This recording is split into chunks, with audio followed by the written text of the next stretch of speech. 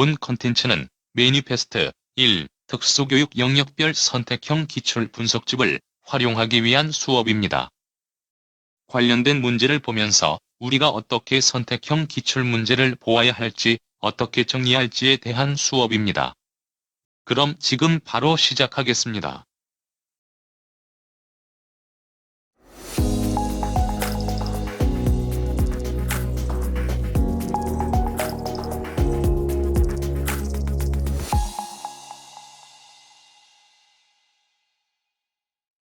네, 15번 지적장애 학생의 심리 정서적 특성이에요. 자, 보기에는 특수학교 박교사가 초등부 1학년 정시치 학생 민성에 대해 기록한 메모이다. 각 메모를 통해서 알 수 있는 민성의 특성을 적절하게 제시한 것. 자, 보기 내용을 보시면 기억, 장난감, 가지고 놀던 장난감을 빼앗겨도 자기 주장을 하지 못한다. 이 자기 주장 같은 경우에는 밑에 나와 있는 내용들 중에서 어디에 가장 해당하냐면 자기 결정에 해당하겠죠. 왜냐? 자기 결정에 보시면 여기 나와 있는 자기 주장과 관련된 내용이 포함되어 있기 때문에 그렇습니다. 그래서 이거는 자기 결정. 니은, 만들기 활동에서 무엇을 어떻게 만들어야 할지 관한 계획, 실행, 평가 전략을 사용하지 못한다. 알다시피 이런 것들을 한 단어로 문제 해결력이라 하잖아요. 이 문제 해결력과 관련된 지적적인 특성은 뭐가 있다? 우리가 알고 있는 초인지가 낮다는 걸 알 수가 있어요. 디귿, 친구들과의 인사말 안녕을 가르쳤더니 학교의 다른 선생님에게도 안녕이라고 인사함. 원래 친구들한테는 안녕, 선생님은 안녕하세요 해야 되잖아. 근데 이거는 무분별 없이 그냥 안녕이라고 과잉 사용한 거네요. 이거 뭐라고 한다? 과잉 일반화. 릴, 과제를 주어도 하려고 하는 의욕이 전혀 없다. 성취감을 맛본 경험이 거의 없다는 걸로 보인다. 이 같은 경우는 시작조차 하지 않는 거. 우리가 알고 있는 학습된 무기력을 언급한다는 걸 알 수가 있습니다. 그래서 여기 나와 있는 기억, 니은, 디귿, 리을 관련된 내용을 찾아보시면 여기 5번에 해당하는 걸 알 수가 있고요. 이 14번과 15번을 통해서 기억할 것 일반화 또한 여기 나와 있는 뭐 과소 일반화 그리고 과잉 일반화라는 용어를 사용한다는 것 정도도 여러분들이 기억하시면 될 것 같습니다.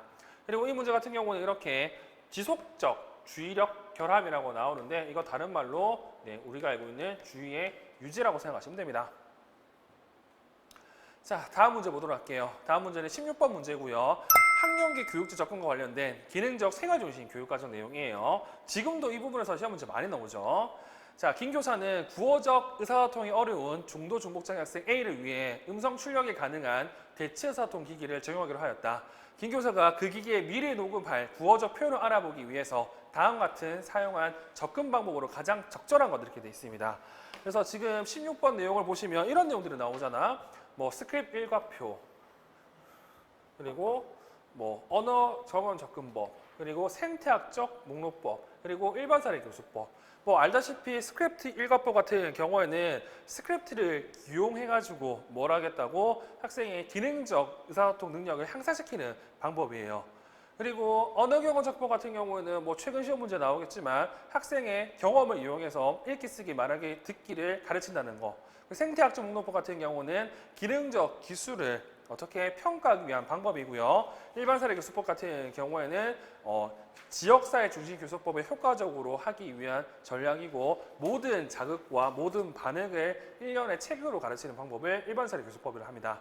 자, 그러면 이 내용을 바탕으로 위 내용을 읽어보시면 은행에서 입출금하는 것을 가르치기 위해서 김 교사는 A가 이용하고 싶어하는 집 근처의 은행을 방문하였다. 김 교사는 은행의 창구에서 이루어지는 입출금 과정에서 은행 직원과 고객들이 주고받는 표현 어휘와 수용 어휘들을 모두 기록하였다. 기록한 어휘 중에서 A의 학습 목표와 생활 영역을 고려해서 표현 어휘들을 선정하고 A의 대체 의사소통 기기에 녹음하였다. 지금 이 박스 내용을 살펴보시면 학생이 할 기능적 기술과 관련해서 뭘 하겠다고요? 필요한 것들을 뭘 해야 될지, 어떤 걸 해야 될지를 평가하는 행위가 포함되어 있습니다. 그래서 여기도 문제를 보시면 가장 근접함이라는 표현이 들어있거든요. 그래서 또 시험 문제 나와가지고요. 이 줄 중에 하나를 엄청 많이 고민했다고 합니다. 근데 여기 같은 경우에는 지금 얘기한 것처럼 모든 자극과 모든 반응을 가르치는 내용이 없기 때문에 이거를 뭘로 보면 된다고 평가 방법 중에 생태학적 목록보로 보는 게 훨씬 더 좋다고 판단이 됩니다. 그래서 얘도 출제됐을 때 좀 문제가 있던 내용이지만 여튼 지금 얘기했던 가는 평가 방법, 아니 가를 생태학적 목록법은 평가 방법, 일반 사례 교수법 같은 경우에는 중재를 생각한다고 하면 조금 쉽게 이해가 되실 겁니다. 다음 17번 문제. 중도 정시치 학생을 지도하기 위해 교사가 사용한 교육과정 접근이다. 이 중에서 기능적 접근에 대한 설명으로 옳은 것만은, 그럼 기억할 건 기능적 반대가 뭐다? 발달적이겠죠. 그래서 기능적 접근법 같은 경우에는 알다시피 다 이걸 강조합니다. 생활 연령을. 그에 반해서 발달적 접근 같은 경우에는 발달 연령 이런 것들을 강조하고 또는 정신 연령을 강조한다는 거. 기능적 교육과정 결정하기 위해 생태학적 목록을 활용한다. 알다시피 이게 생태학적 목록과 관련된 내용이라는 걸 충분히 알 수가 있죠. 왜? 기능적 기술을 평가하는 방법이기 때문에. 다음 니은 학생의 생활을 고려해서 다양한 환경에서 가르칠 기술들을 선택한다. 네, 이것도 맞는 내용에 해당합니다. 틱은 학생의 현재와 미래 환경을 바탕으로 기술을 가르치는 상향식 접근 방법이다. 이 앞에 있는 내용까지는 맞아요. 근데 뒤에 있는 상향식 접근이 아니라 하향식 접근입니다. 왜냐? 이 기능적 접근 같은 경우에는 학생이 처음부터 그 환경에서 적당하게 적절히 살 수 있도록 그러한 기술을 먼저 가르치기 때문에 이걸 하기 위한 전 단계, 전제 기술 같은 경우는 나중에 가르친다는 의미잖아요. 그래서 지금 상향식이 아니라 하향식이라는 거. 그리고 리을 학생이 일정한 능력 수준을 갖추기 전에 상위의 독립적 기술을 가르치지 않는다. 이게 전형적인 발달적 접근에 나타나는 우리가 알고 있는 발달적 교육과정 그리고 발달적 접근과 관련된 준비도 함정과 관련된 내용입니다. 그래서 리을은 틀린 내용이 되죠. 미음, 기술을 습득하기 위해서는 좀 더 많은 시간을 필요로 하는데 학습의 단계와 위기에 따라 영역별로 발달 단계에 맞춰 학습한다. 이게 발달적 접근의 전형적인 형태이기 때문에 정답은 기획과 니은인 1번이 됩니다. 그래서 기억할 건 기능적 기술은 생활 연령과 관련이 있다더라. 이 내용을 잘 기억두십시오. 자, 그리고 18번 문제. 정시치 학생을 대상으로 기본교육과정 수학과를 지도하기 위한 계획의 일부이다. 이에 대한 설명으로 적절하지 않는 것들이 이렇게 되어 있죠. 자, 문제를 한번 보도록 할게요. 1. 기육과 같은 기술을 가르치기 위해 지역사회 중심 교수를 적용할 때는 실제 환경에서 수업하는 것이 기술의 일반화에 도움이 된다. 네, 물건가 계산하기 같은 경우에는 슈퍼마켓이나 문방구 같은 데서 실제로 하면 훨씬 더 일반화 도움이 되겠죠. 당연히 이거는 맞는 말이 됩니다. 그리고 2번, 니은과 같은 활동을 계획할 때는 계산 원리의 이해나 능숙한 연산기술 습득이 전제되지 않는다. 자, 계산기를 사용하고 사고 싶은 물건의 값을 계산할 수 있다고 되어 있는데 지적장애 같은 경우에는 기능적 교육과정을 사용하기 때문에 여기 나와 있는 계산 원리나 이해, 능숙한 연산기술 습득이 전제되지 않습니다. 그래서 이게 제일 중요합니다. 지적장애는 이거 필요가 없다더라. 그리고 3번, 디귿을 교수할 후 장애 정도가 심한 학생에게 이 내용을 좀 더 확장해서 교수할 때 유의할 점은 발달 연령에 적합한 교수 자료를 사용한다는 것이다. 디귿은 뭐다? 교과서에 제시된 물건의 이름과 가격을 읽어본다. 중요한 건 발달 연령이 아니라 얘네 기능적 기술을 가르쳐야 되잖아요. 그리고 기능적 교육과정에 적용을 받잖아요. 그렇기 때문에 생활 연령에 적합한 교수 자료를 사용해야 됩니다.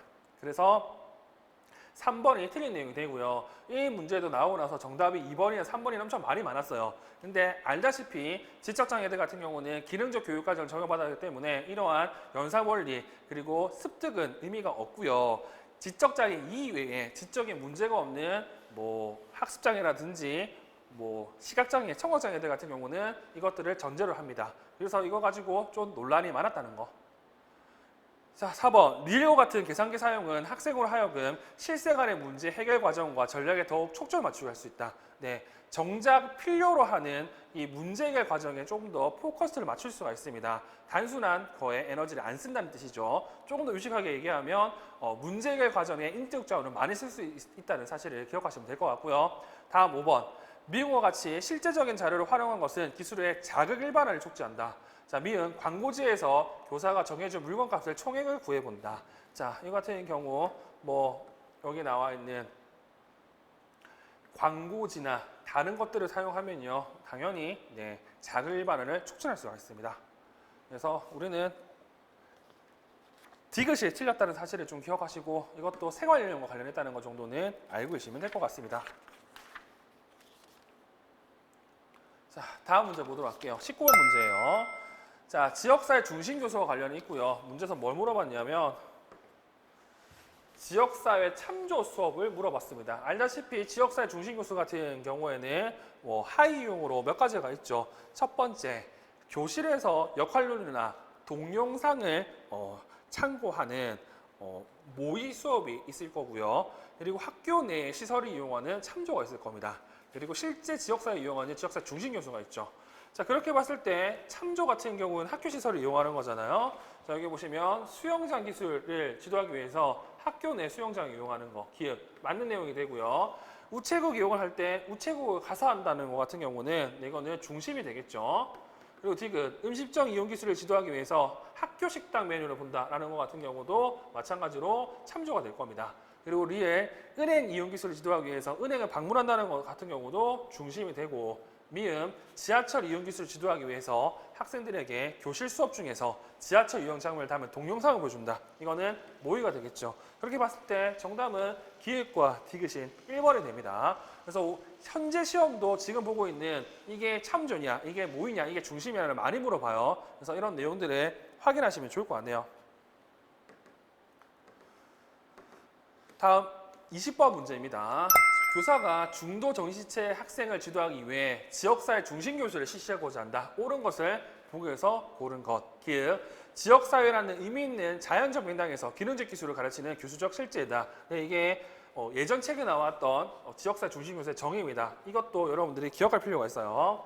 니은, 장애 학생들이 성인이 되었을 때 필요로 한 기술을 습득할 수 있도록 현장 학습이나 적응 훈련 중심으로 비구조적인 교수를 계획한다. 알다시피 지역사회 중심 교수와 여기 나와 있는 현장 학습, 적응 행동과 다르다고 늘 언급이 돼 있잖아요. 뭐 교사가 위주로 하고 그리고 구조화가 되어 있고 이런 것들. 그래서 지금 니은은 틀린 내용이 되죠. 디귿, 학교 안에서 지역사회 중심 교수를 구현하기 위해 지역사회 참조 교수와 지역사회 시뮬레이션 교수를 활용할 수 있다. 이 시뮬레이션이 모이기 때문에 디귿은 맞는 내용이 됩니다. 그리고 리얼, 지역사회 중심 교수 효과를 극대화하기 위해서는 장애 정도와 유형에 상관없이 지역사회에 접근할 수 있어야 하고 특수학급의 수업 맥락에서 이루어져야 된다. 자, 이 같은 경우에도 이제 앞에 나와 있는 이 내용은 맞는 내용입니다. 근데 뒤에 나와 있는 것처럼 특수학급 수업 맥락이 아니라 지역사회에서 일반할 수 있도록 해야 돼요. 그래서 리얼은 틀린 내용이 됩니다. 그리고 미음, 지도 방법 중에서 학습한 기술이 다양한 상황이나 조건에서도 사용할 수 있도록 하는 일반사례 교수법이 있다. 우리가 알고 있는 이 일반사례 교수법의 목적이 이렇게 나와 있죠. 그래서 미음 또한 맞는 내용이고, 따라서 기읍과 디귿과 미음인 3번이 정답이 된다는 거. 됐죠? 그래서 여기 나와 있는 학령기 교육적 접근은 시험 문제 꽤 많이 나오기 때문에 관련 내용을 여러분들이 상세히 알 필요가 있습니다. 자, 다음 6번째, 성인기 교육 접근이 나오죠. 이 성인기 교육적 접근과 관련해서는 첫 번째, 자기결정 모델이 나오는데 이 문제 같은 경우도 진짜 출제가 됐을 때 말이 엄청 많았어요. 왜 말이 많았냐면 여기 보시면 성공적인 전환을 위한 자기결정 행동의 구성 요소를 쓰라고 했잖아요. 실제 이 자기결정 행동의 구성 요소 같은 경우는 학자마다 책마다 다 달라요. 그렇기 때문에 그걸 명시해 줘야 돼요. 근데 명시를 안 했기 때문에 말이 엄청 많았어요. 그리고 실제 보기 내용도 같은 경우에도 우리가 알고 있는 위마이어 내용보다는 호프만 내용도 들어가 있습니다. 자, 해당 내용 같은 경우는 해설 자료를 보시면 이렇게 위마이어의 기능적 모델에 나와 있는 내용과 그리고 호프만 모델에 나와 있는 이 내용이 주로 이제 언급이 되어 있는 거고요.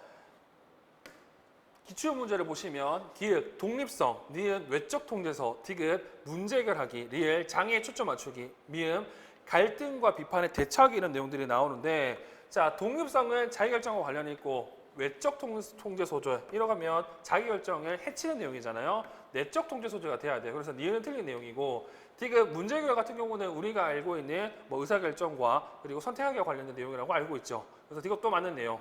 그리고 리을, 장애에 초점을 맞추기. 장애에 초점을 맞추면 안 되겠죠. 왜? 자기결정과 관련이 있기 때문에 장애에 초점을 맞추면 할 수 있는 게 별로 없어요. 자, 그리고 미음, 갈등과 비판에 대처하기. 얘 같은 경우에는 방금 봤던 여기 호프만 모델에 언급이 되어 있습니다. 여기 보시면 갈등과 비판에 대처하기가요. 그래서 이런 내용들 때문에 얘는 좀 말이 많았던 문제 중에 하나였습니다. 지금은 이거는 별로 의미가 없다는 거. 왜냐하면 명시를 해줘야 되기 때문에. 자, 그리고 다음 문제 넘어가도록 할게요.